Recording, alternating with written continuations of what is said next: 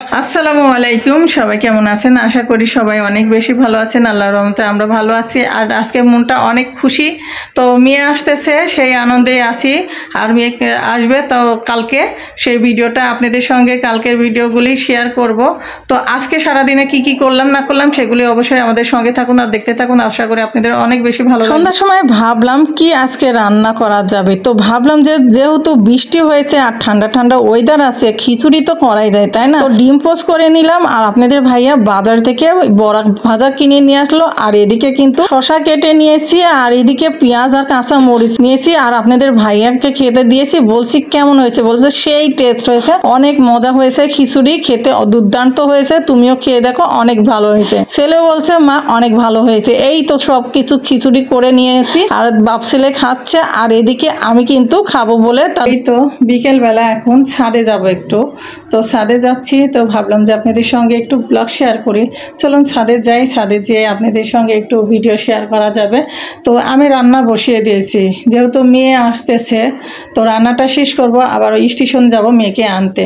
তো এখন রান্নাটা শেষ করি, রান্নাটা শেষ করার পরে যাব মেয়েকে আনতে। আর এখন আগে যাব ছাদে কাপড় শুকাইতে দিয়ে আসছি, সেটা নিয়ে আসতে যাই। চলুন ছাদে যে কাপড়গুলি নিয়ে আসি, আর ছাদে একটু সময়টা কেমন সেটা দেখাই। চলুন, এই তো ছাদে চলে এসেছি। ছাদে এসে এখানে দাঁড়িয়ে আছি, আর এদিকে কাক পানি খাচ্ছে, তো সেটাই দেখতেছিলাম।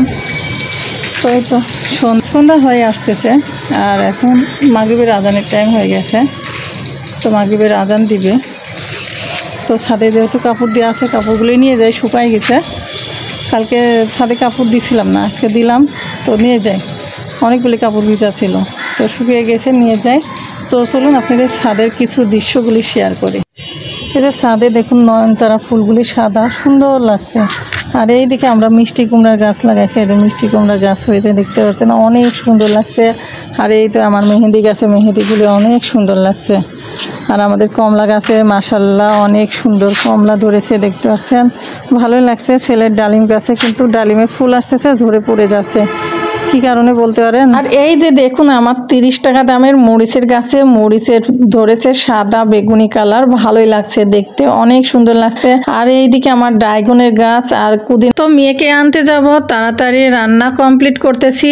আর ছাদ থেকে কাপড় চোপড় নিয়ে এসে একবারে ফেলায় রাখছি, পরে গোছাবো। আর এখন এই যে আলু দিয়ে পাতলা করে গরুর মাংসর ঝোল হবে, তো রান্না করতেছি আর তাড়াতাড়ি করতেছি। 7টা যেহেতু বেজে গেছে, আর মেয়েকে আনতে যাব, আর 8:30টার মধ্যে ট্রেন ঢুকে যাবে, এই জন্য তাড়াহুড়া করতেছিলাম আর রান্না করতেছি। আর আপনাদের সঙ্গে একটু গল্প করলাম। তো মেয়ে আসতেছে, ভালোই লাগছে।